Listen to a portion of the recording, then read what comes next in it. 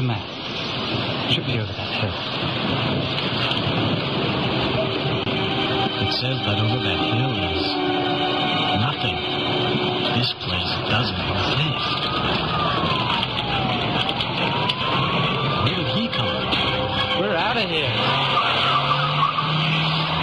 Warning.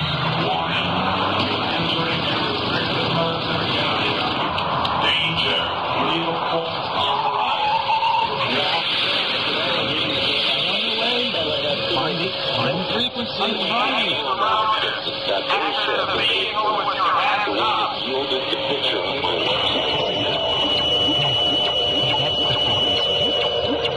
They are. How come I know so? What the hell is going on around here? Who are you people? Jones, do you realize what the ark is? It's a transmitter. It's a radio for speaking to God. Houston, this is Discovery. We still have the alien spacecraft under observance. Perhaps we need some outside universal threat to make us recognize this common bound.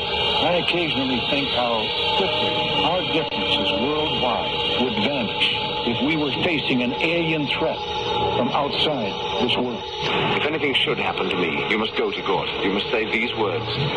Klaatu, Barada, Nikto. Please repeat that. My heart is full of stars. The prisoner wishes to say a word.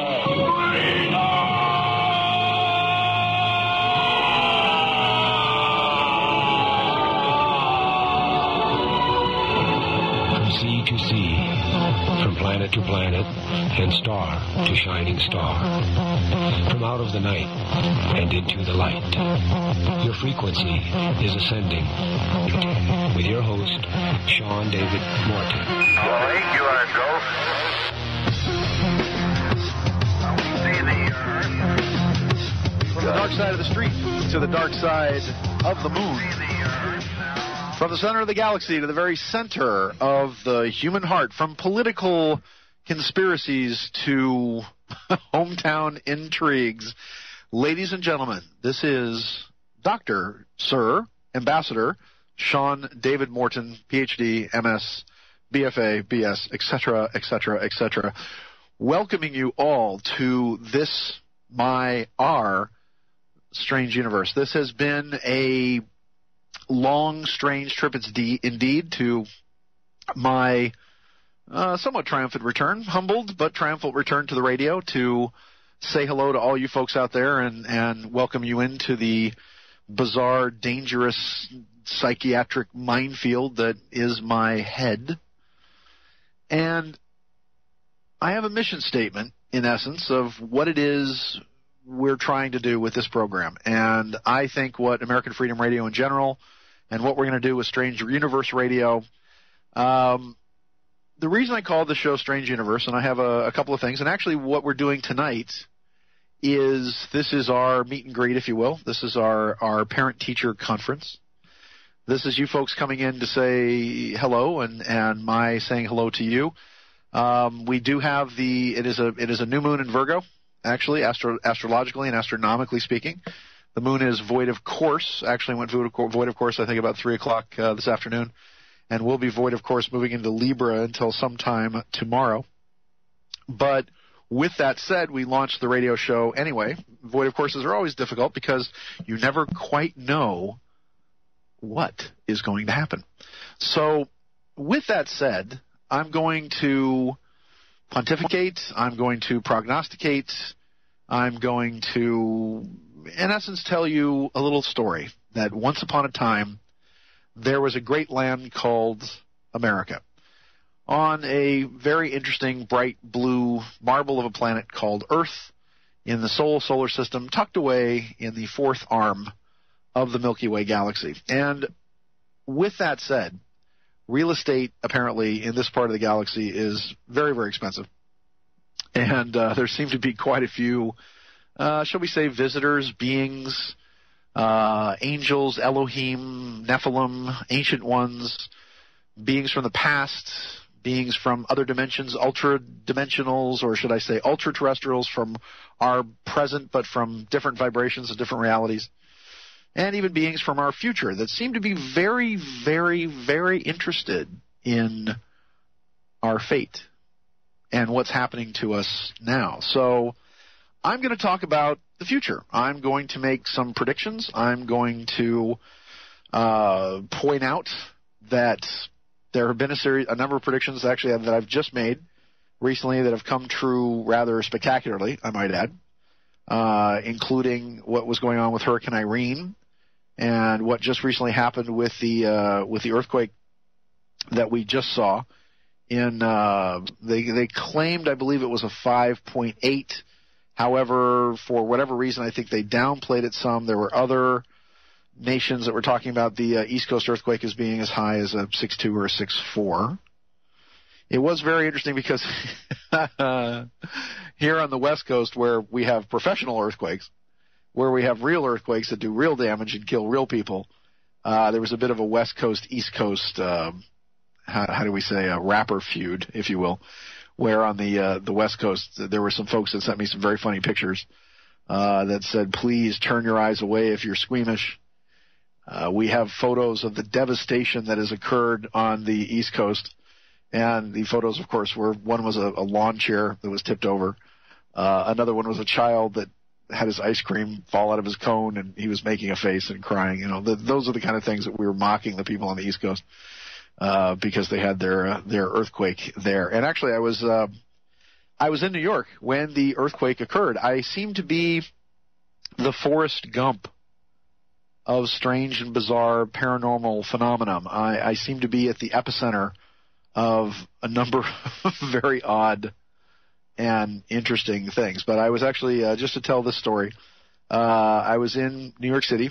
Actually, I believe and please you New Yorkers don't crucify me for getting this wrong, but it was near Columbus Circle.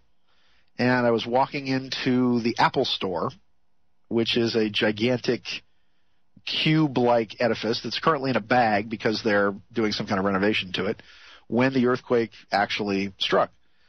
And it is weird in New York because you don't really feel anything on the ground, but if you were up in the buildings started swaying and some very, these people are not used to that kind of thing happening.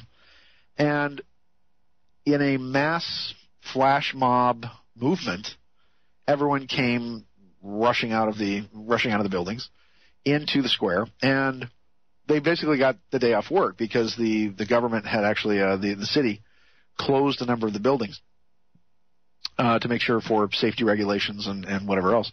So they pushed us all. We were literally coming up the steps of the Apple Store. Myself and my friend Paul Hinton, actually, who is I give a shout out to as well because he has been one of the fantastic sponsors of this program and has believed in me and my ability to come back to the radio and start talking about the events of the day. And so with Paul's help, we've actually made this radio show reality. So as we went outside, everyone is milling around because everybody's getting kicked out of their buildings. And you would think that the first thing that people would do would be go to the park or talk to their friends or have some kind of group experience of just being outside and the fact that they got to take off work that day. And instead, everyone has their faces in their phones. Everyone has their BlackBerries and their iPhones and whatever else. They have their faces in their phones, and they're all clicking away. And I actually, just to join the crowd, I pulled my cell phone out to call somebody to say, hey, guess what? There was an earthquake here. And everyone was trying to actually use the telephones all at once, and so the phone systems actually overloaded. So these people suddenly were shocked and stunned and dazed and confused and had to actually communicate with one another for the first time in a long time, and it was a traumatic experience for them. Anyway, I'm going to get to that because I, in fact, predicted this quake and many months ago and told people, and I got all kinds of phone calls and all kinds of things, that I was saying that within 5 days of the entrance into what we called the fifth night of the universal underworld of the Mayan calendar, that within 5 days of August 18th, that there would be a very substantial quake on the East Coast, near actually the New Madrid Fault and east of the Mississippi River, and that would be followed by a very substantial storm and hurricane that was going to cause a great deal of damage to the East Coast. As it stands now, the damage is somewhere to the tune of about $7 billion. You don't need to listen to me for that, though, because you've probably read the papers, and so I'm just giving you the stuff that you can read in the papers. But the point of this program is to give you the knowledge, the wisdom, the information that you do not get anywhere else, that you do not get over the establishment-controlled mass media via the military-industrial entertainment complex. So let me explain why the show is called Strange Universe. First off, and let me just start with this. And as I said, we're kind of starting out slow. I have some very interesting things to get to, but in the interim of that, let me just tell you the genesis of Strange Universe and how it all came about originally. In 1995, I was working a lot in television at the time. And to give you an idea of things that I've done, a little bit of my background, I went to Woodside High School, actually up in Northern California. I lived in Atherton. I was actually born in Santa Monica, California.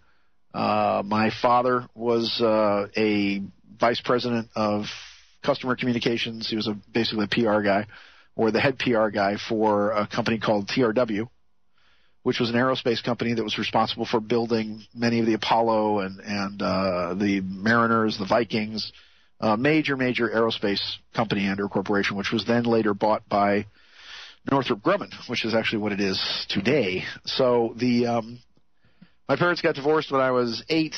My mother kind of bounced around quite a bit.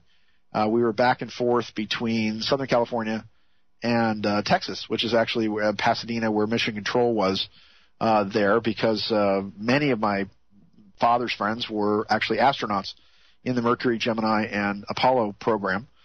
Guys like Alan Shepard and Don Isley and the man who was probably I was the closest to, who was literally like a second father to me. And some people intimated that he quite possibly was my father, although my mother denied that allegation, was Gus Grissom. And Gus Grissom, of course, tragically died on the Apollo 1. But with that said, when my parents got divorced, we then moved up to Northern California. I grew up in Northern California in Redwood City, and then Palo Alto, and actually Atherton. And then during that period of time, my father was actually called away. I shouldn't say called away, but he had a Lebanese business partner. And so we had the fabulous, unique opportunity while I was still in high school to actually go to Egypt for a fairly extended period of time. Lived in Egypt for about 4 months or so. My mother and my sister thought it was terrible, and it's dirty, and all these awful Muslims that are all going to burn in hell because they're not Christians, which was just my mother's whole thing at the time. So my stepdad, Frank Salomon, my Jewish stepfather, and I actually stayed in Egypt, and I actually went to school there at what was the British International School, which is now, I think, the El Nasser School. They changed the name of the school a couple of times. So I got a chance to, at a very young age, at about 16 or so, have an experience of Egypt, of Lebanon when the Civil War was actually going on. I was driving jeeps and trucks through the streets trying to get refugees out during the Civil War there. And then went to Stanford for summer school, and then transferred to the University of Southern California, and then graduated from the University of Southern California with a Bachelor of Fine Arts degree in Performing Arts, an AB, actually is what it's called, in Political Science. And I was then actually a semester away. I can still go back and take 16 credits, but a semester away from degrees in Organic Chemistry and Astronomy, if you can imagine that, which is where my science comes in. And actually it was kind of odd because I worked at the Griffith Observatory for a period of time doing voices of Haley and Tycho Brahe and Percival Lowell, et cetera, et cetera. So I actually worked for John Mosley, I believe is who it was, who's still, I think, the director of the observatory up there. And after that, I got involved in film production. I sold some scripts to a number of TV shows. I was involved in rock music videos. Actually, in the early 80s, we had a little office at MGM Studios where we did concepts actually for videos. We did a lot of rock music videos, which you have seen We did trailers for various motion pictures, et cetera, et cetera. And I got involved in the nightclub business at that time. Sort of actually gave up entertainment. Got kind of run over on a couple of projects and a couple of things. And actually, the Writers Guild went on strike, and then the Screen Actors Guild went on strike. So nobody worked in Hollywood at that time in the early '80s for something like 2 years. And I took a series of very strange and unusual odd jobs. But I got involved in restaurants and nightclubs, and I was a disc jockey actually for many, many, many years at, working nights actually part-time just to kind of stay busy, and then working days trying to sell scripts and working at film studios and whatever else. And was partners in a club in downtown Los Angeles called Vertigo was the name of the club, and which was eventually sold to Prince, oddly enough. And I'd used my intuition, if you will, to make a great deal of money in the stock market. I had studied remote viewing. I had developed my spiritual intuitive gifts over the course of a period of time. I bought stock in shoe companies like LA Gear. And actually, this is oddly enough, and this is absolutely true, I bought stock in a company called King World Syndication. And this was 3 months before 3 television programs went on the air. Wheel of Fortune, Jeopardy, actually, with Alex Trebek. This was 25 years ago, mind you. And I saw a videotape of a very hefty black woman out of Chicago who was doing a talk show, a daytime talk show. And her name was Oprah Winfrey. And I saw this tape about 3 months before she went national. And I sank a bunch of money into this company, and it was basically a gold mine for a period of time. And I was one of the original investors, actually, in Oprah Winfrey. I hope to actually someday get to tell her that, be on her show or something and say, look, I knew you back when, and not only did I know you, but I actually put money into your success and pretty much predicted what you were going to become. So with that said, I got involved in a nightclub, and the only reason I'm talking about this is because it led to other things. I got involved in this nightclub called Vertigo, which was a huge nightclub. We had, and I DJ'd there, and I was a partner in it. And we had one of our guys dating Princess Stephanie of Monaco, and I mean, just all kinds of nutty things happened. And something happened where we had a very tenuous lease with the woman that owned the space at the time.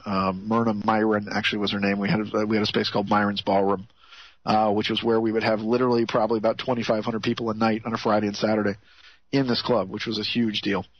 And the club got shut down actually by the woman that actually owned the lease on it, because she'd heard that my other partners were actually planning on opening another space somewhere. So when I asked my partners whether or not we had some money to open up another club, they sort of sniffed and said, well, what money? Realizing that my partners had basically snorted any sort of the profits up their nose. And I began to understand that the Los Angeles lifestyle, especially in the 80s, was vapid, was vacuous, led really nowhere.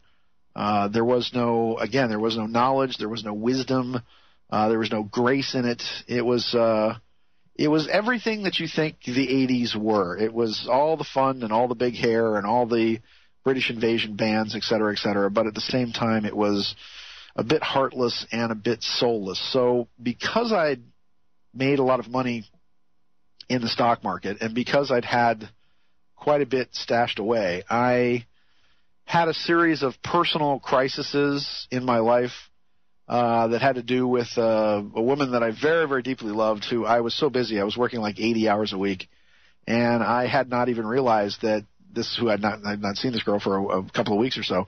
I'd not even realized that she basically packed up and moved out of the country. And I actually had to find out from my little brother, who said, dude, you didn't know she left?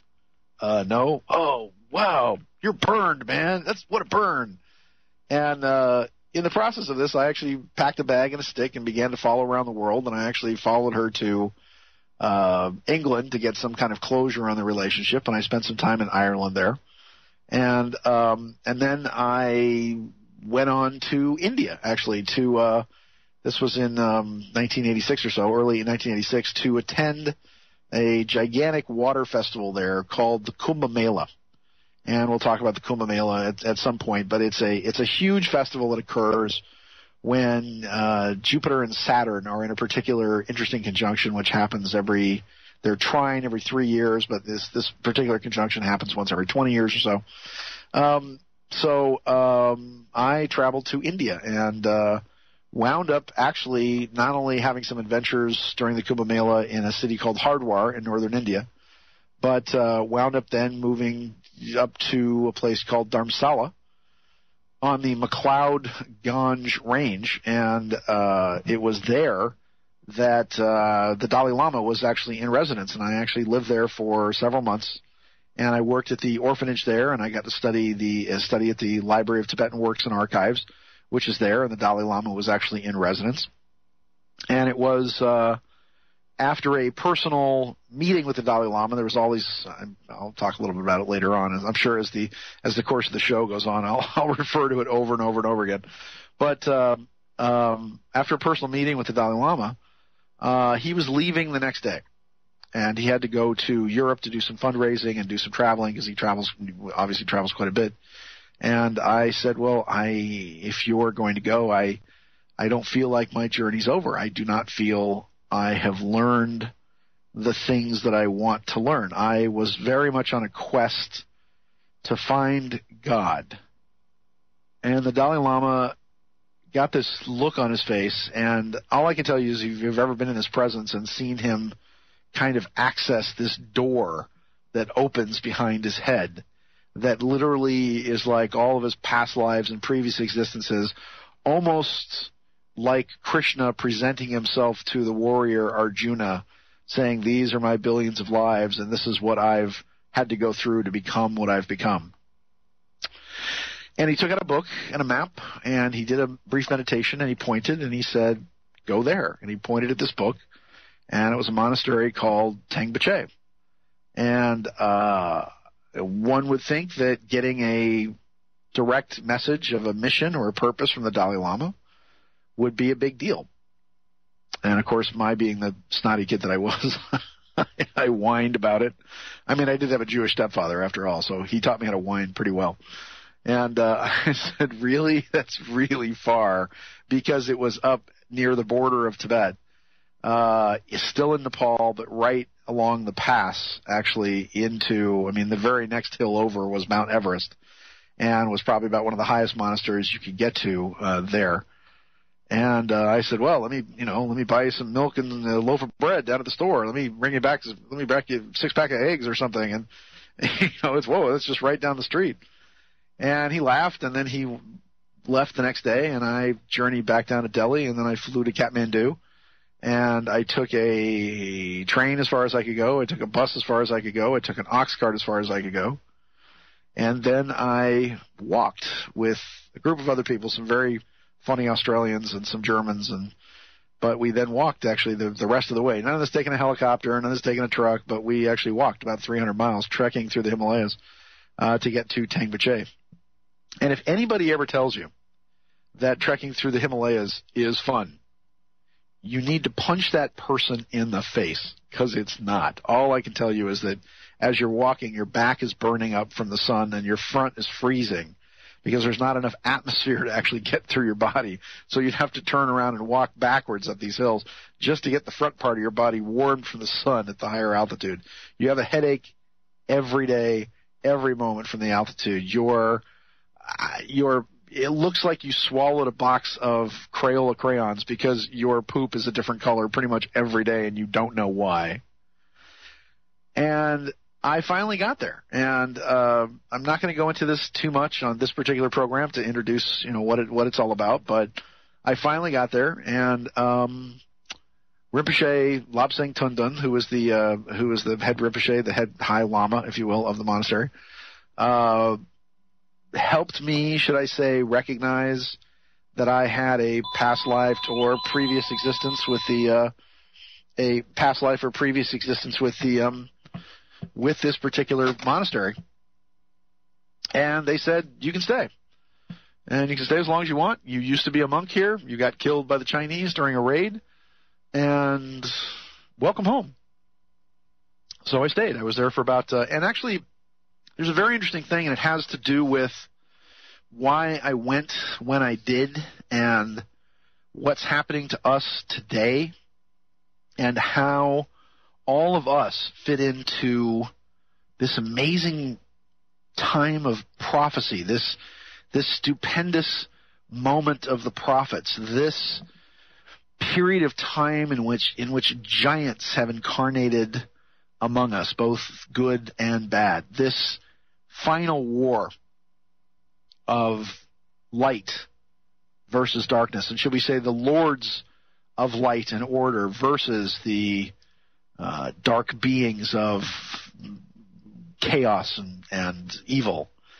And a lot of this quest that I was on, we were almost pre-programmed for it in a number of different ways.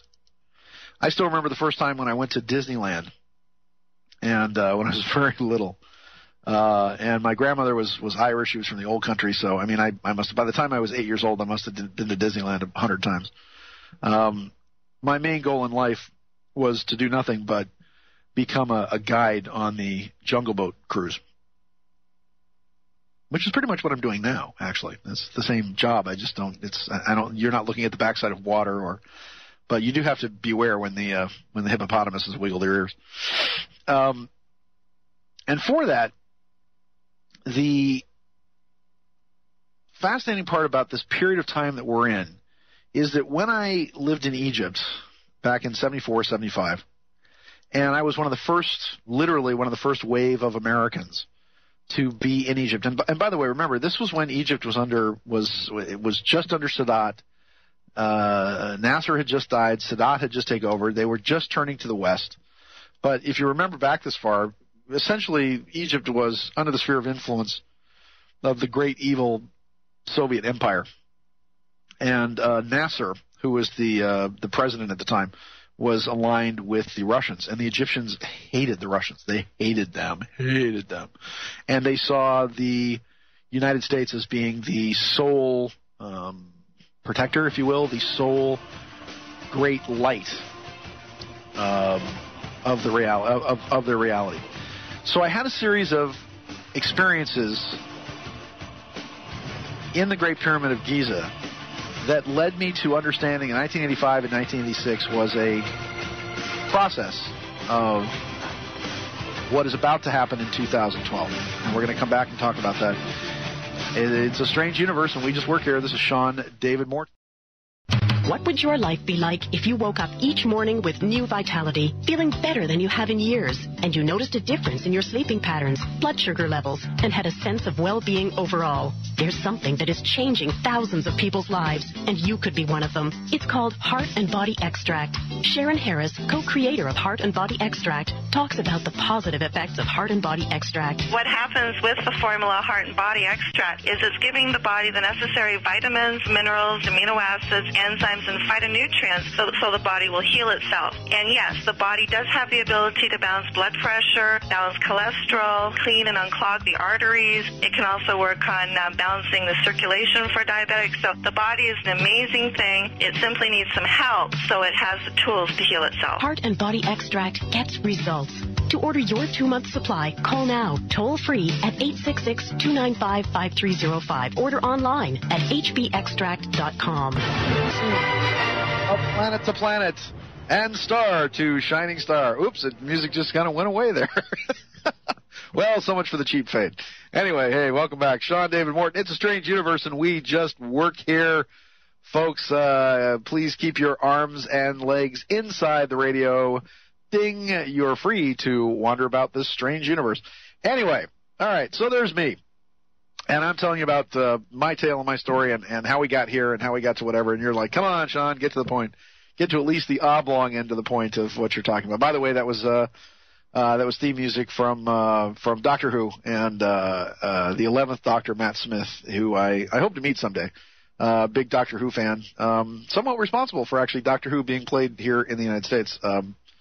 Okay, I'll tell you that story. If you are Doctor Who fans, by the way, I got addicted to Doctor Who actually when it was on a UHF station when I came down here to go to USC, and I used to watch it twice a day back when Tom Baker was actually on actually played the Doctor. If those of you actually watch it on BBC America, it's the best show on television.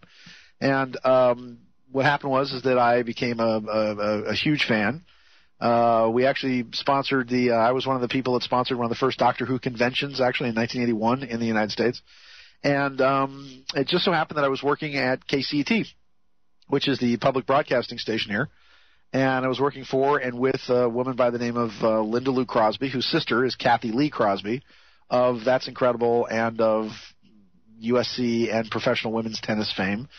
And I mentioned to KCT that they had a deal with Lionsgate, actually, at the time, and with BBC to show things like Monty Python and various British programs. And I said, there's this great British show called Doctor Who that you guys should be carrying, if you've got this deal with the British to air English programming. And they said, oh, yes, well, we've heard of Doctor Who, but we don't think it's possible to actually air it on American television. And I said, well, why? And they said, well, because it's divided up into 4, sometimes 5 half-hour episodes where, the Doctor gets in some kind of trouble, and then it's he, at the very end, his creature's got his hands around his neck or something, and, and then they cut it, and then you have to wait a week for the next episode. So they said, we don't think we can show something that's like episodic television. And I said, well, that's what we have editing for in the United States. I mean, we edit things. That's what we do. Why don't you take them, and if you take a Doctor Who episode and simply edited out the cheesy endings and, the first part and the last part and whatever else, and guess what? It comes out to 90 minutes. And then you guys could show them on Saturdays as sort of a, 90-minute, one episode of Doctor Who would be 90 minutes.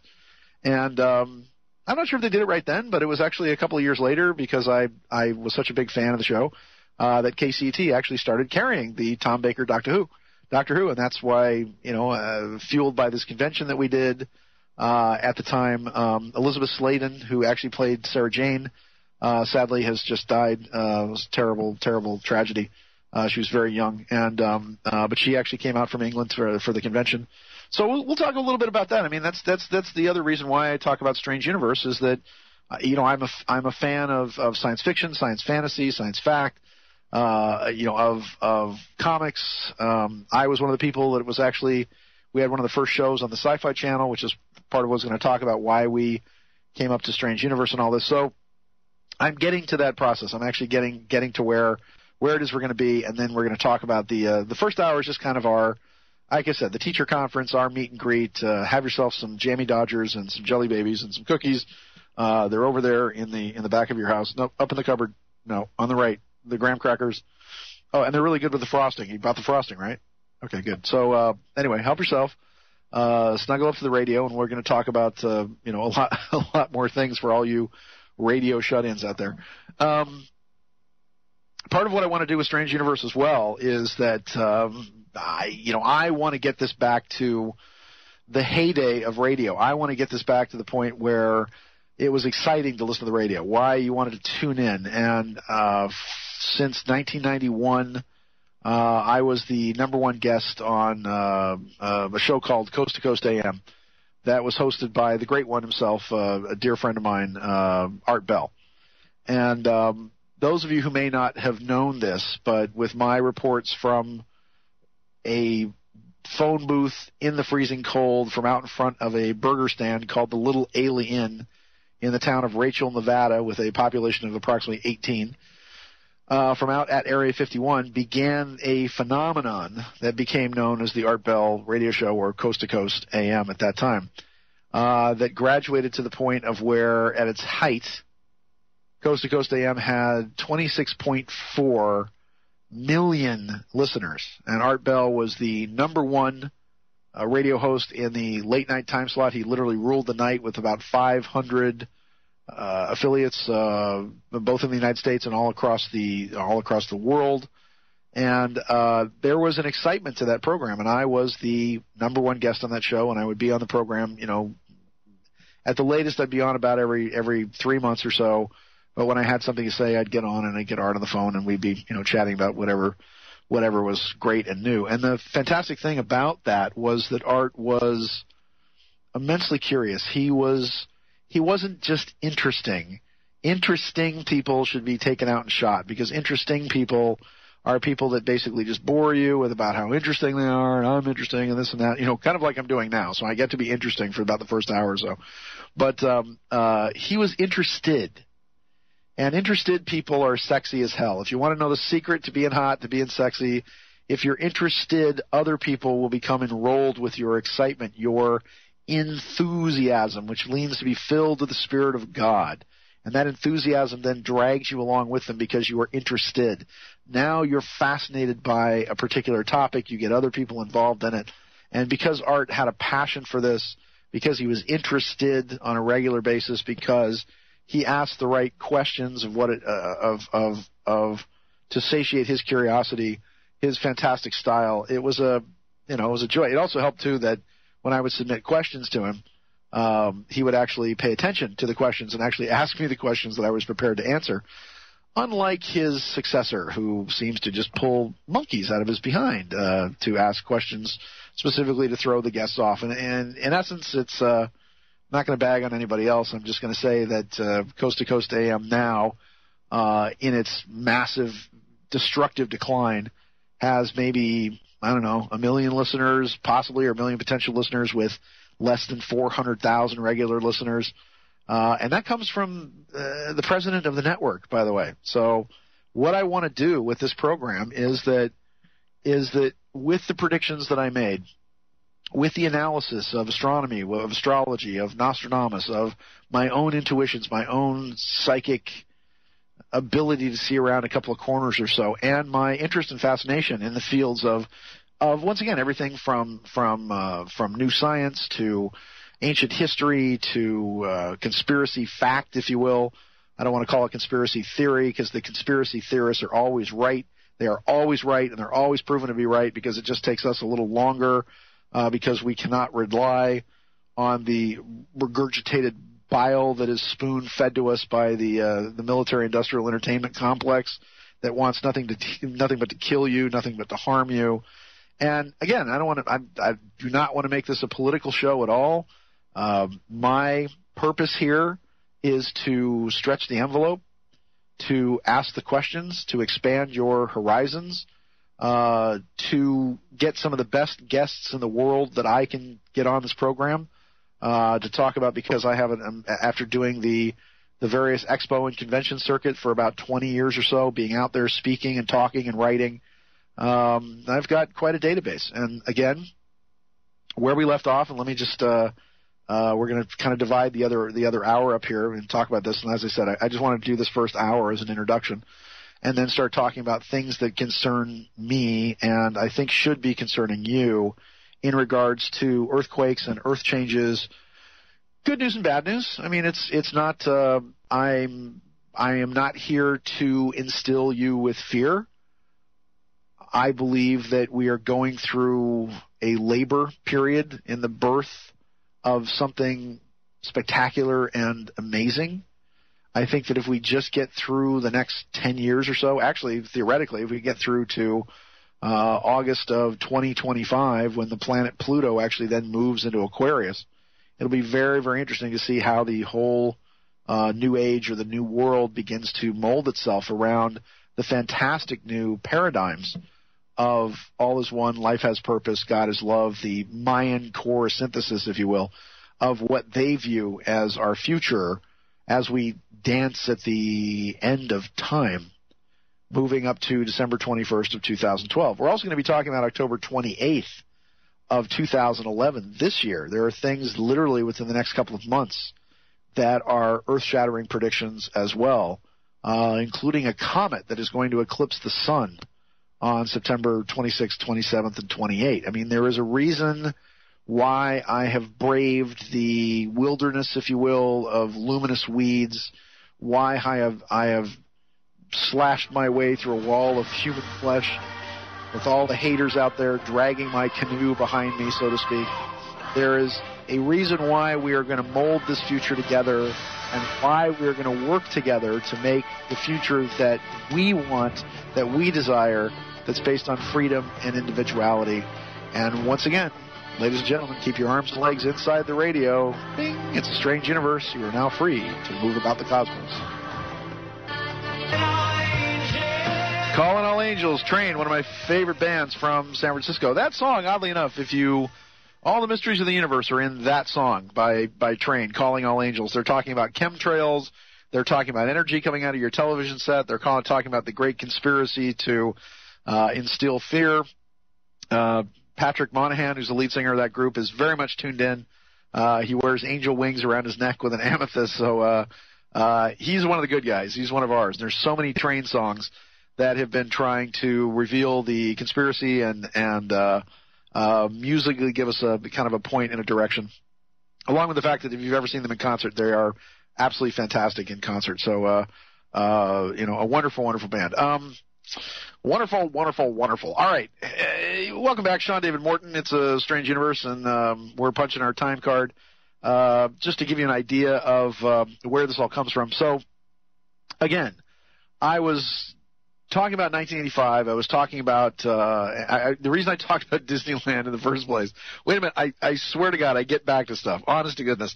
It's sort of like it's trying to get a cat to walk in a straight line. It just doesn't go from point A to point B. Sometimes I got to go by way of, Cork and Kerry and Blarney in Ireland to then get back to whatever the point was. I talked briefly about Disneyland and the significance of my going to Disneyland first when I was very young. And for those of you that know a little bit about Disneyland, when Disneyland opened on July 17th of 1955, Tomorrowland actually was built like a city in the far-off future of the land of 1986. And the reason for that is because that is when Halley's Comet was actually going to return.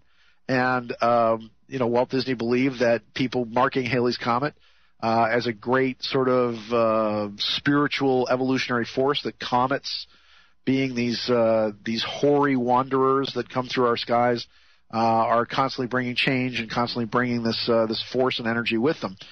But there is some significance to that as well. There is again, when I lived in Egypt, when I was young, I had a series of experiences inside the Great Pyramid of Giza. I went to school with some very interesting kids. I went to school with one kid that was a Saudi prince that was worth like $1 billion and used to literally buy Cadillacs and drive them out into the desert, run out of gas and leave them out there and toss the keys to some Bedouin and then, have a helicopter pick us up, crazy stuff like that. Another kid whose father was head of the police force actually in Cairo, which at that time was a city of, somewhere around 12 million people, I think. Now it's a city of almost closer to probably 16 to 18 million people. And another kid whose brother actually worked as a guard on the Giza Plateau, who was good friends with Zahi Hawass. So I'd literally known Zahi Hawass, who is the director of the well, I'm not sure he is anymore. I'm not sure if he's in jail with Mubarak or not. But the director of the Supreme Council of Antiquity. So this is where my interest in Egypt began. And again, being the first wave of Americans there, and because my stepdad was so curious, we spoke to old Kabbalistic Jewish rabbis, we spoke to Muslim imams, we spoke to fakirs and magicians and old-time masons, if you will, all these people that had this fantastic understanding of the time coding of the Great Pyramid of Giza. And the Great Pyramid is a prophecy in stone. It is a clock that is ticking backwards, leading to a grand destiny of an alignment with those three pyramids, with Venus, Mercury, and Saturn, actually on December 3rd, interestingly enough, of 2012, and they will align directly over the three pyramids, directly as if they were three stars in the belt of Orion. But the biggest thing is that there is a prophecy in the pyramid. And this prophecy in the pyramid states, if you understand the sacred geometry and how to actually read the sacred geometry and understand the angles of it, this prophecy states that on November 30th of 1985, powerful spiritual influences will begin to irradiate the enlightened, bringing them closer to spiritual and material perfection. Now, that is a pretty heavy responsibility.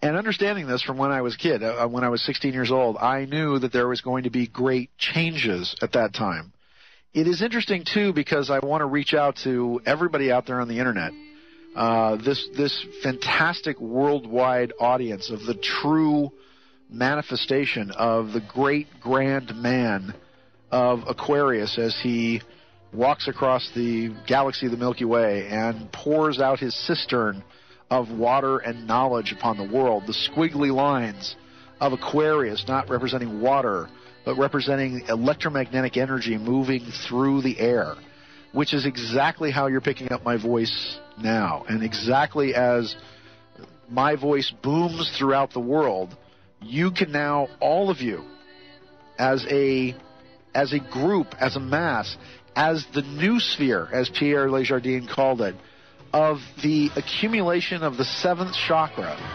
are now coming to a point where all of us are coming together, where all of us are beginning to focus, where all of us are moving into a fifth dimensional space of spirit, of light, of truth, of freedom, and all of us are going to make this world together, and all of us together are going to make this a fantastic and amazing, strange universe. This is Sean David Morton. We'll be back right after a few beats of your heart.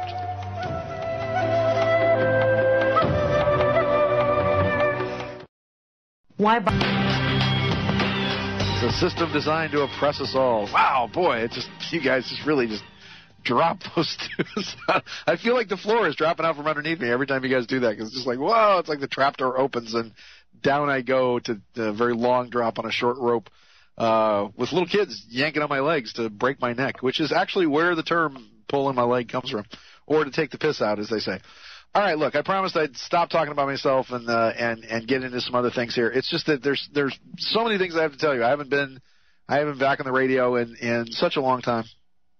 And you're probably thinking, good riddance, why am I back now? But it's because I needed to get back up here because there are so many things that are about ready to happen. There are so many things that we need to talk about on a nightly basis. We're at the end of time. I don't know if you get this or not. We are literally dancing at the edge of time. This is the era of the Time Lords. This is Gallifrey moving to eclipse the sun. This is the eye of Ressalon at the center of time, if you will, that is creating these rifts, these vortexes. We are literally moving into a fifth dimensional time space. We have gone from height, width, breadth, and a linear measurement of time to a fifth dimensional space where that which we think becomes physical reality. And I think the cosmic joke indeed is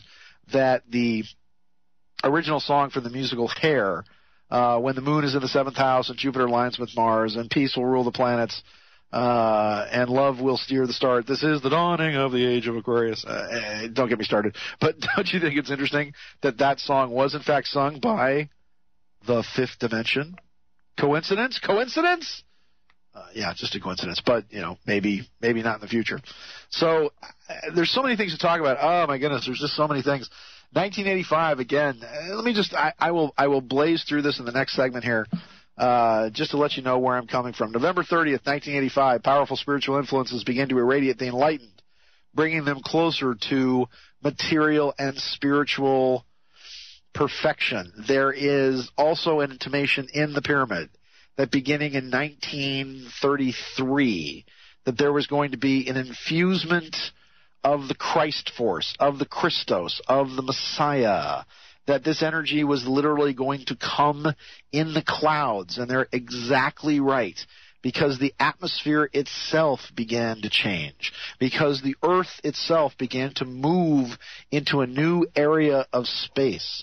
Whereas for the last 12,500 years, we've been processing through this muck, through this mire of a neural dampening field that has slowed the transfer of information from the right and left-hand sides of the brain, that has nulled the hippocampus into this goo-like state of existence, of just the material realm in which we live, denying us our royal past, if you will. Not the fact that we all, fell from the trees like monkeys, if you will, or as monkeys fell from the trees, but that we are in fact a star-spanning species, a galactic striding humanity that has come to this planet from all of these different spaces and all of these different worlds that make us the most powerful beings in the universe because of the diversity of the genome here, because of the mixing of the various races, because of the rises and falls of various societies and civilizations, which quite possibly on other planets they don't have. I mean, imagine a civilization where there'd never been a famine or never been a war, or be kind of like going to, I don't know, UC Santa Barbara for 4 years, I suppose, where you learn how to weave baskets, play volleyball, and smoke a lot of weed. So this Christos began to emanate in the clouds, and on November 30th of 1985, these powerful spiritual influences were going to bring in a new wave of children, if you will. The children of, I guess you would call them the blue ray, because we've got the blue ray kids, the violet ray kids, and then the indigo kids. And all of those, I'm trying to reach out to the younger people that are listening on the internet, to those people out there all around the world. This is the siren call. This is the mournful wail of the banshee that you hear when Ireland is in great trouble. This is the klaxon, if you will. This is the Star Trek alert warning that lets you know that things are about to end. Everything is going to process through. Everything is going to boil us down to this end date in 2012 that is going to not be. It's not the end of the beginning, or it's not the beginning of the end. It's the end of the beginning, if you will. So we're processing through. We're coming down the birth canal, as uncomfortable as that is. The mighty head of the glowing child is going to crown, if you will, coming out the great vaginal chasm of the black hole at the center of time and space on December 21st of 2012. But there are so many things happening before then.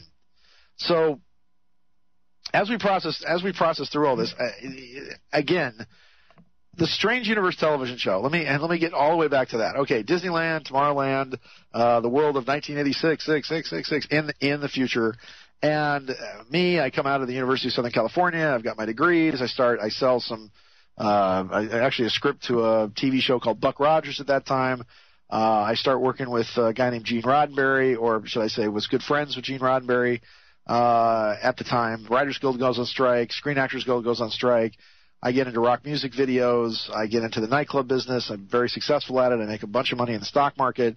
I leave it all behind in late 85 to basically travel around the world for a year. I study with I live in India. I study with the Dalai Lama. I get involved with some adventures in Ireland and England, actually, with something called the Green Stone, which is a whole other thing that we're trying to eventually make a movie out of. And as it stands, particularly, I then wind up in Dharamsala. I have a meeting with the Dalai Lama. He tells me to go to this monastery. I go to the monastery. They say, "Welcome home. You were here. You were killed. You were a young boy here, 15, 16 years old, and we're murdered by the Chinese, basically. And now you're back, and you can stay." And it's just. And the one thing that's the most fascinating to me is that as outrageous as that story was, and having actually lived through it, and I was the person that thought it was the most outrageous. I mean, I thought the whole time everybody was just pulling my leg or they wanted money or something. But it was the thing about the people in the East, and especially in places like Nepal and India and in these Eastern cultures, they have a very mundane view of what we would consider the miraculous and the amazing. And to them, okay, you're a monk and you were here and you were killed and now you're back. There you go. That's Tuesday for them. So when I was there for about 8 months or so, and I studied with them. And believe me, I was just a lowly novitiate. But I, at the same time, absorbed all of the energy and all of the information and the meditations and the techniques and the things that I can do to heal, to shift energy, to travel the time stream. They were Black Hat Karmic Agu monks that are famously more known as Time Lords, if you will, as those who can travel backwards and forwards in time, in the ultimate time machine, which is your mind. And so, with this said, after I came back to Los Angeles, and this was a interesting thing because Rinpoche said, you're going to have it hard. You're going to have it very difficult. You're going to be a person that is going to speak the truth, and people will attack you, and they will hate you, and they will be jealous of you. And all of that, all the hate and all the slander and all the lies and all the libels, all I have done throughout this, and I don't even want to Google myself on the net because I think I'm mentioned like 1 million times on the internet. And all I have ever done is tried to do the right thing with people. All I have ever done is try to be the hero. And again, I am of the considered opinion that villains exist to waste your time. And if it wasn't for Dr. Octopus, I'm sure Spider-Man would be the mayor of New York. If it wasn't for the Red Skull and Baron Zemo, I'm sure Captain America would be president of the United States. And if it wasn't for the Mandarin, Tony Stark would be the Secretary of Defense. And if it wasn't for Skynet and the T-10,000, the Terminator would be the governor of California. Oh, wait a minute. That happened. So, okay. I don't know how to explain that one. Anyway. That's right. I liked being governor of California. It was very fun. So with that said, again, in 1995, actually in the 1990s, let me just give you a little bit more background here. In 1989, I was part of a scientific team that went and ultrasounded a place called the Dulce Archuleta Mesa. And the Dulce Mesa was where all the cattle mutilation phenomenon began. And a team of people, including myself, Dr. Fred Bell, Dr. Jim Delatoso, Paul Shepard, some various people, along with an abductee named Krista Tilton, who identified a Colonel Richard Doty, who worked out of the Air Force Base in outside of Albuquerque. Oh goodness. I forget the base. I'm sorry. I had a brain wipe there for a second, but identified him as this person that actually ran an underground facility at the Dulce Mesa. And we physically proved it was there. I mean, we proved it was an underground facility that was connected to a series of train tubes or train lines or jet tubes, if you will, that connected it to a much larger facility. As part of that, in 1990, I was part of a documentary that was executive produced by Joe Randazzo, in which we spent about, I think, 4 months or so doing nothing but humping equipment around the world and doing something called UFO contactees. If you believe that UFOs exist now, here's what they have to say. And we went and interviewed every contactee, abductee, scientist, researcher. Somebody had a dog barked at a UFO. We went out and talked to them. We were in the fields in England when the modern crop circle phenomenon was beginning, with the circles forming literally around us, like feet away, watching these amber gamblers, as they called them, in the sky, forming these circles. We went to Canada. We went to New Jersey. We went to Switzerland and met with Billy Meyer, and I became very good friends with his son Methuselah. We went to Italy, up and down Italy. We went to Spain and spoke to Dr. Anthony Ribera, who actually co-founded the Calypso Foundation with Jacques Cousteau, and they pinned a medal on him as a national treasure. This man had written 60 books, and he was in contact with a race of extraterrestrial beings called the UMO that were actually giving scientific information to scientists across the world, like Alex Gautier, who discovered the AIDS virus. There was all kinds of stuff that was coming from extraterrestrial sources. It was from this that we interviewed a scientist by the name of Bob Lazar, who said he worked at a place called Area 51, which I had heard of from years ago, from friends, actually, that I grew up with, like Gordon Cooper and Gus Grissom and Edgar Mitchell and Alan Shepard and all these guys talked about what at that time I think was called the Dogtown Strip. But as all the weird stuff that was at 51, Gus Grissom used to say that they were just spam in a can. No Bucks, no Buck Rogers. They were just the monkey, that all the real stuff was being done at Area 51, all the anti-gravity and, not just all this rocketry crap that got our guys up to the moon. And that may have been one of the reasons why Gus was killed, because Gus was literally in line to be the first man on the moon. But as this progressed, we did this documentary in 1990, which became a 13-part series. founded a magazine called UFO Library Magazine. Unfortunately, Joe Randazzo's house then got blasted out by the floods actually in Huntington Beach.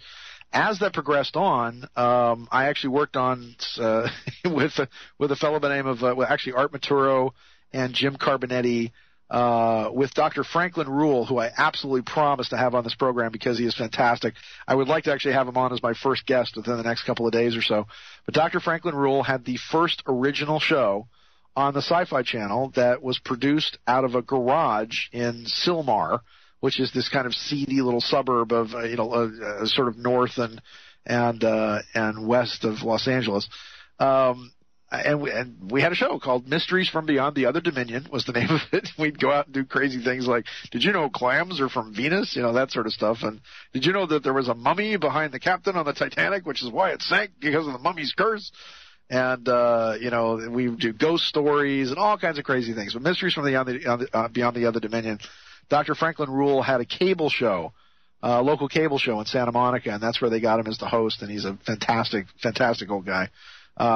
He could actually take a straw, and he had this technique where he could actually drive a straw through a potato. He could do this thing with his wrist to get the straw going where he could drive straws through a potato, which he still does, by the way. So Mysteries from Beyond the Other Dominion, and then I had a pilot with Sci-Fi at that time, which was called Declassified, which is a conspiracy show that talked about the Dulce Mesa and the various connections between the John Lennon assassination by Mark David Chapman and the Reagan assassination attempt by John Hinckley Jr. and all kinds of crazy things about how the gun was switched and that Hinckley used a 5-shot 38, but 9 shots were fired at Reagan, and this whole thing, George Bush was behind Senior, et cetera, et cetera. So oddly enough, this then led to my giving I was for the last 20 plus years, actually ever since 91, I believe it'll be my 20th anniversary, actually speaking at the New Life Expo with my very, very good friend and brother Mark Becker in New York City. I've been speaking literally at this expo 3 times a year, I think, for the last 20 years. But Mark flies me to New York, and I have this fantastic fan base of people there. And in New York City, when I was speaking at the expo, actually starting in 91, a man came up to me and he handed me his card, and he said, "Hi, I'm Bill Siegel," and his card said Chris Craft Industries on it. And I said, "Oh, thanks, Bill. Nice to meet you, but I'm not exactly in the market for a boat. Can't exactly afford a boat." And Bill said, "No, Chris Craft Industries. We just bought a TV network called UPN, the United Paramount Network, and we'd like you to come work for us." And this was kind of an amazing thing for me because I had been friends with Gene Roddenberry. I had met Gene Roddenberry when I was a kid. Actually, he did my dad, working for TRW, had done a number of panels about science and the future. He belonged to a number of charitable organizations like the Vikings and whatever. And, so when I was a kid, I got to meet people like Isaac Asimov and Ray Bradbury and Rod Serling and Gene Roddenberry, all talking about the science fiction, how much it was real. And, of course, the one that used the most of the technology that was coming at us was Gene Roddenberry, who had consulted with TRW and Northrop and, all these companies about where we were going. And, Gene had this vision. I mean, everything that we're talking about today, Gene Roddenberry was saying there will be satellites in people's homes and movie theaters will become a thing of the past, and people will have 500 channels and there'll be crap on every single one of them. And he kept trying to get Paramount saying, "Look, let's do Star Trek as the flagship series for a 4th network. To hell with NBC, CBS, and ABC. They're all controlled. They're all terrible. They're all awful. Take Star Trek as a flagship and let's start our own network. We don't need these guys." And Paramount kept going, "Oh, well, I don't know." And Fox was actually the first one that really did it. They were really the first ones that actually got the network rolling. And in later on in 91, I think it was in 91 or 92, Linda Moulton Howe, who many of you know, actually because she had a book called Alien Harvest, which was based on the cattle mutilations at Dulce, which we had done all the investigations on in 1989, and then Linda came along and did her book on this, dealing with what was going on there. Pitched a show to Henry Winkler, and it was kind of a weird thing because it was all these different production companies. It was Henry Winkler, it was a company called Fair Dinkum, it was another woman named Ann Daniels, there was an executive producer named Paul Hall, and they somehow managed to come up with the show Sightings, was the name of the program. And I got a call from Linda saying, look, you know everything there is to know about Area 51. I was the guy that was leading tours out there. We'd interviewed Bob Lazar, who said, go to Area 51. And all you have to do is stand by Highway 375 at the 18-mile marker by Steve Medlin's mailbox on Wednesday nights when they test these things. And around dusk, between about 6:30 and 9:30, you'll see a flying saucer. And I thought, okay, great. So a year later, I go out there. This was February 26th of 1991. Oddly enough, it was the anniversary of some kind of the Battle for Los Angeles, which was when a UFO actually parked itself over Culver City and got blasted with about 50,000 rounds of ammunition, which was on February 26th of 1942, actually. And one of the eyewitnesses to that, oddly enough, was, you ready for this, the Star Trek connection again, was DeForest Kelley. And I'd actually interviewed DeForest Kelley. DeForest Kelley, who played Bones on Star Trek, was a gunnery sergeant out of Long Beach who got called up to blast a UFO with a 50 millimeter howitzer for the better part of 2 hours or so. Well, this big UFO just hung over Los Angeles, which they then made this cheesy movie about Battle for Los Angeles, but it was all what that was based on. So I then was one of the segment producers on the piece that they did on Area 51. Led a whole group of people out there, and Sightings became the biggest show on Fox. Actually, it was the number one rated show on Fox up to that time. And as I said, this was either late 91 or early part of 1992. And I went into Paul Hall and said, I'd very much like a job working on Sightings.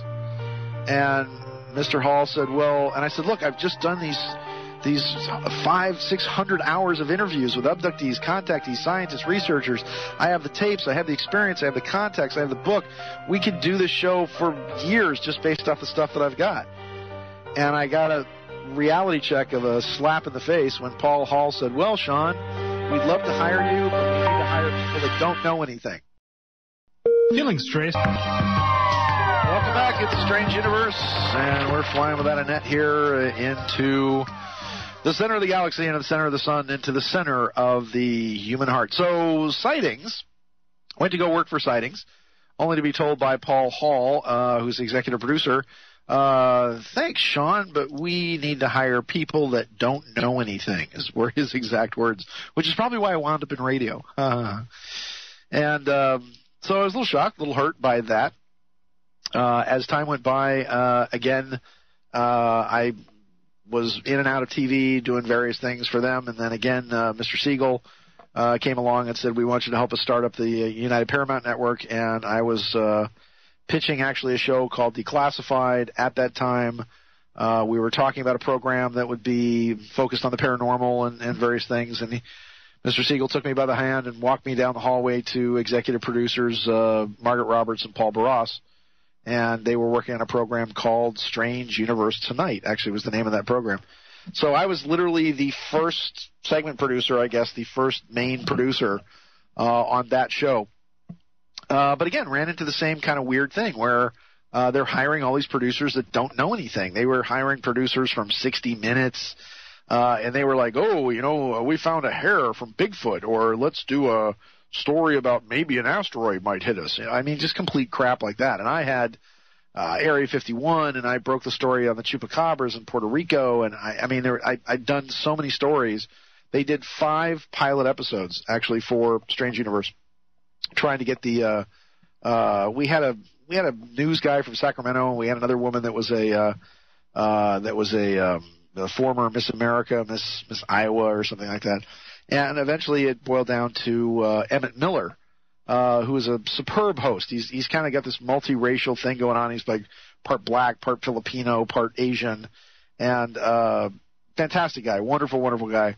And Emmett Miller eventually became the host. He's actually the anchor on KTLA Channel 5 here in Los Angeles, actually, for the I think the noontime news here. But Emmett hosted the show, finally settled down on it, and Strange Universe became a nightly, what they call strip show, which is a nightly news magazine that literally was the cutting edge. I mean, I just went through an old archive of programs of Strange Universe, and it's amazing. Every single one of these stories, even though they were done close to 15 years ago, is still, right on the edge today. And no matter what that network did to screw it up, Strange Universe actually lasted for almost 3 years, actually, even though they came in and they put on Moesha and Brandy and Vibe, and they started putting all this kind of black programming on, which was really weird considering that Star Trek Voyager and the brothers just aren't that into the science fiction. So it was a very weird dichotomy of what it was they were trying to do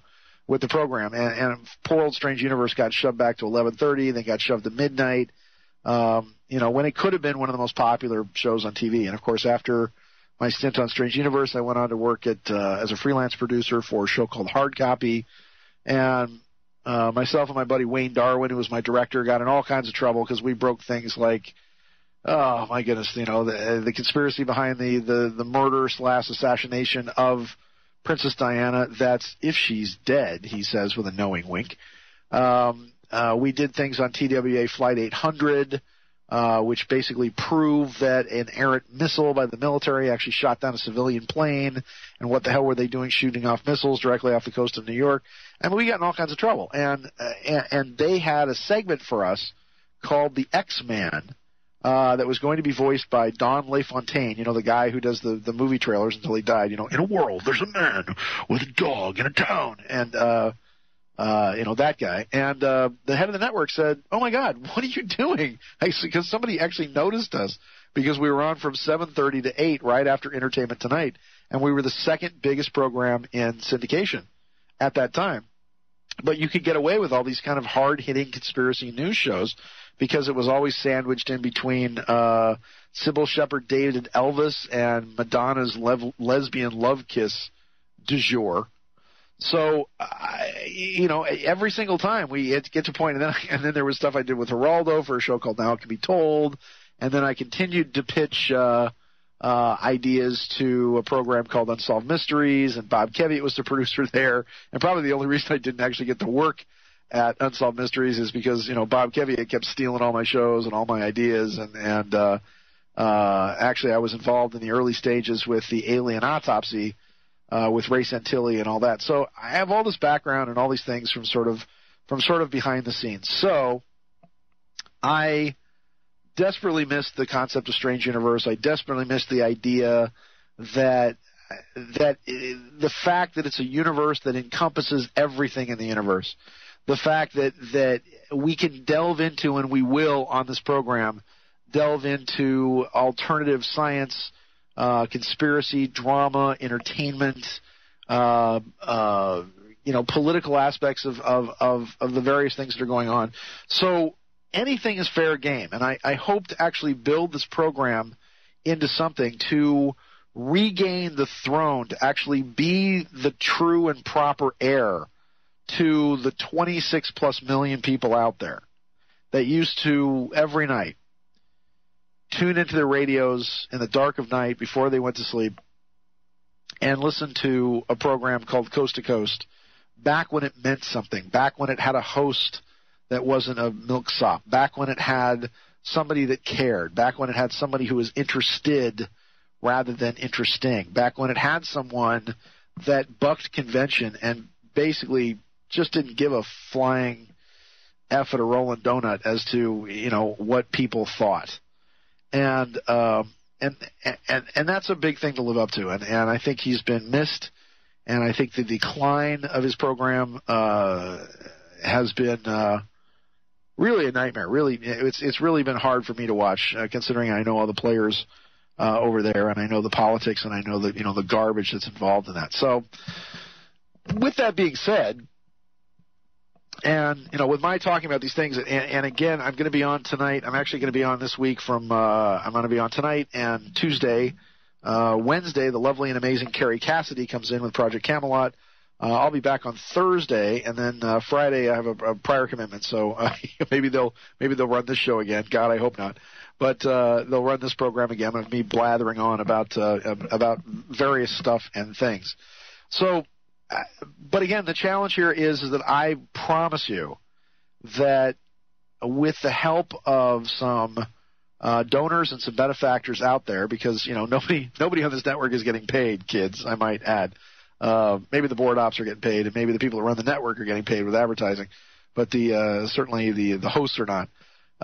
So I'll have some books for you out there for you to buy, and I need to send some props out to a couple of people. First off, I want to mention my good buddy Paul Hinton. Paul is in New York. He couldn't listen. He's sort of indisposed right now. But Paul Hinton is a good friend that has been a contributor and a benefactor and has actually financed the setting up of our website. We're trying to get a hold of people like Keith Rowland, who used to run Art Bell's website. Dr. Russell Kerr, who is the chairman of the Information Technology Division at the University of Southern California. We're going to talk to him about putting up one of the best websites that you've ever seen on this.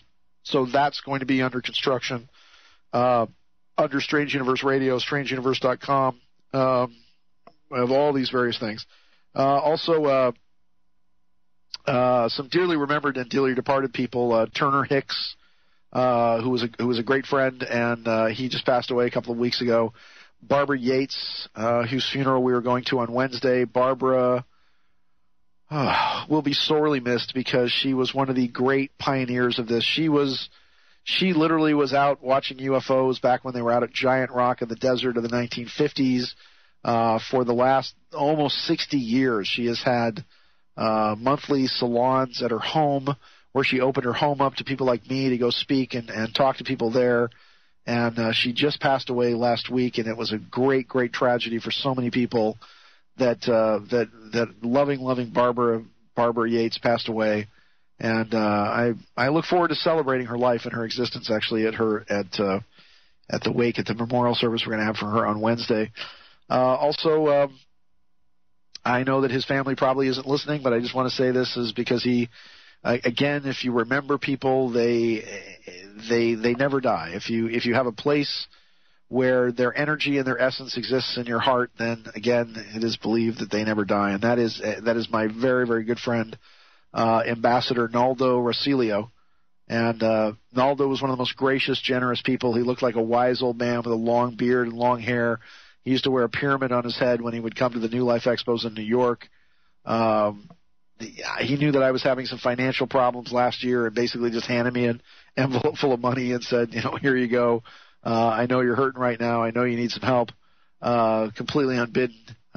He said, look, you told me to buy gold and silver when nobody else told me to buy it. And, I'm very well off because I took your advice. So, here's a piece for you. And so I just wanted to mention, those people because it's as we go down through the months and decades to come, if you will, and we build Strange Universe into a force and we build it into what we think it's going to be as we then get the television aspect back to it. And we start getting more information out there and we start getting more energy basically being put into this. My good friend Pete Carroll, that I hope to actually have on the show, who was the head coach of the University of Southern California Trojans, my beloved university, and is now the head coach of the Seattle Seahawks, wrote a book called Win Forever. And his philosophy is to do things better than they've ever been done. And I hope to be able to take this forum and this format and do things better than they've ever been done. Do things, have guests on that will move and shake the world. Have the best of the best people out there. I'm going to hire a team of people to make sure that we get the top guests and the top people from the worlds of science, from the worlds of entertainment, from the worlds of New Age and spirituality. And my guarantee to you is that this will be very interesting and very engaging, and I will never lose my interest and being interested in these type of things because this is the journey that we're all on. With that being said, again, in the Strange Universe, let me also talk about that we have a tour going to the Yucatan. And for those of you out there, we're going to be talking about this as we go up to this. But we have a 10-day tour actually to Mexico, the Yucatan, Guatemala, and for the November 11th of 2011, the 11/11/11, and of course, actually the full moon is on November 10th of 2011. But we are actually going to Chichen Itza and Palenque and Tikal, and we are actually going to Cancun and all these areas in Mexico to actually see the great and amazing Mayan pyramids. I have studied them for pretty nigh on about 20 years or so, trying to understand the time code and appreciating the Mayan calendar and the energy of the Mayan calendar. And it's going to be and I was there when I was a kid, when I was in, I think, 7th grade, and I didn't appreciate them. But now I get to actually go back and see them as these amazing prophecies, these monuments in stone, begin to slowly, elegantly, and inexorably tick the time, tick the energy, tick downwards to this final grand alignment, to this final amazing moment in destiny that we have with the center of the cosmos on December 21st of 2012, pointing to the very heart and essence of this strange universe. We'll be back. Now you and your family and friends can enjoy the...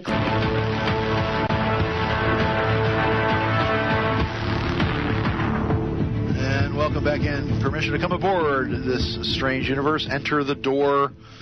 Enter the heart of the maelstrom, and welcome back. So, again, we are going to the Yucatan in November.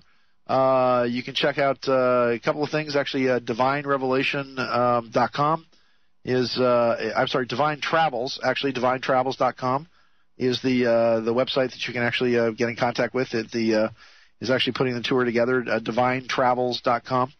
Dr. Susan Shumsky is actually putting the tour together. I will be a happy volunteer actually on that tour. But again, if you want to truly understand the Mayans and the Mayan culture, if you truly want to understand the end of time and their calendar, this is your chance actually before all these various alignments occur. I think on December 21st of 2012, I will probably be in the Yucatan because I want to witness the once in a lifetime or once in 26,000 years generation of the actual alignment of the sun with the ball court at Chichen Itza, which is supposed to herald the end of time. Okay, a series of events are occurring that I just want to wrap up the show with and talk specifically about what's going on.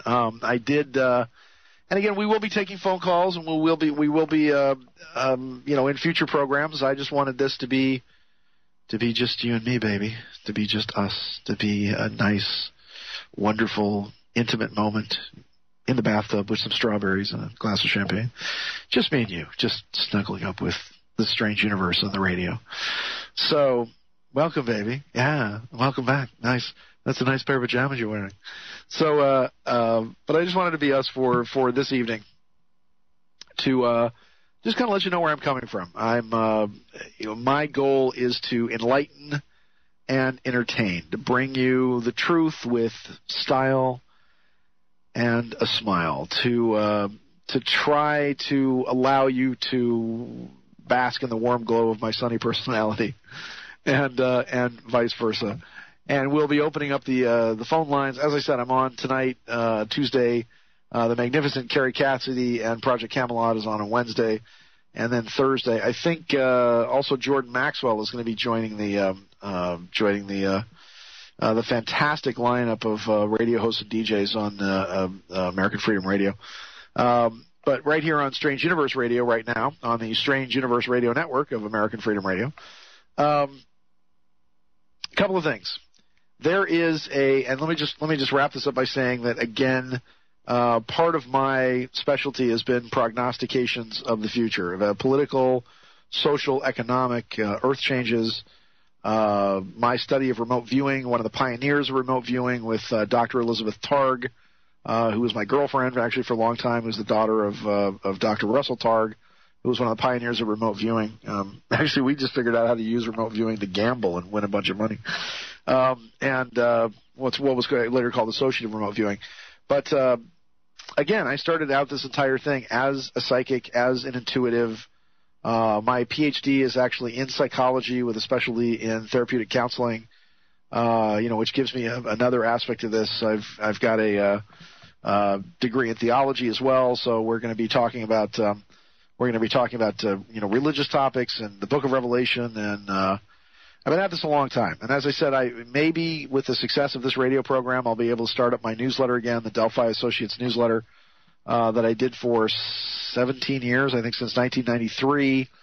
And then unfortunately we had some financial mishaps, and in which I went broke, along with a lot of other people that were involved in a investment club that had a trader that was trading our money that decided he didn't want to take my advice and actually not use the psychic input that I was giving him, because he said it would have been fiscally irresponsible of him for him to take my advice, because what I was predicting for the financial markets back in 2007, I believe it was, actually as far back as 2006, he said was ridiculous and absurd, and it would have been fiscally irresponsible of him to invest the way I told him to invest. And he did the exact opposite of everything I told him, and basically lost everybody's money. And I've been dealing with with that situation ever since. But we're also going to be talking to people like coming up, people like Michio Kaku, people like Mike Barrow with his book The Choice, and the co-author of Dark Mission. We're going to be talking to Robert Kelly, who is the editor-in-chief of the American Sovereign Bulletin. We're going to be talking about our success with getting people out of prison using the bond process, people who have been unjustly accused, how to win lawsuits as an example, using a process of being able to bond out various suits, and an entire alternative way for people not to get screwed over by the legal system, which I have had some terrific success actually doing. And again, this is not a political show, but we will talk about politics. This is not a science show, but we'll talk about science. This is not a conspiracy show, and yet we will present some of the cutting-edge people. We've got the 10-year anniversary of that hoax they called 9/11 coming up, which is going to raise a big deal. So all of these things I promise you, are coming on Strange Universe. I am going to use my considerable contacts, my considerable talents to make sure everything is going and everything gets put together correctly. So I want to say thank you for spending some time with me tonight. I want to say thank you for being my friend and for being out there. And I just want to let you know that our revels now are ended. These are actors, as I foretold you, we're all spirits, and are melted into air, into thin air. And like the baseless fabric of this vision, the cloud-capped towers, the gorgeous palaces, the solemn temples, the great globe itself, yea, all which it inherit shall dissolve. And like this insubstantial pageant faded, leave not a rack behind. We are such stuff as dreams are made of, and our little lives are rounded with a sleep. Thank you for joining me on this strange universe. Good night. God bless. Thanks for being my friend. See you tomorrow. .com and click the Berkey Water banner.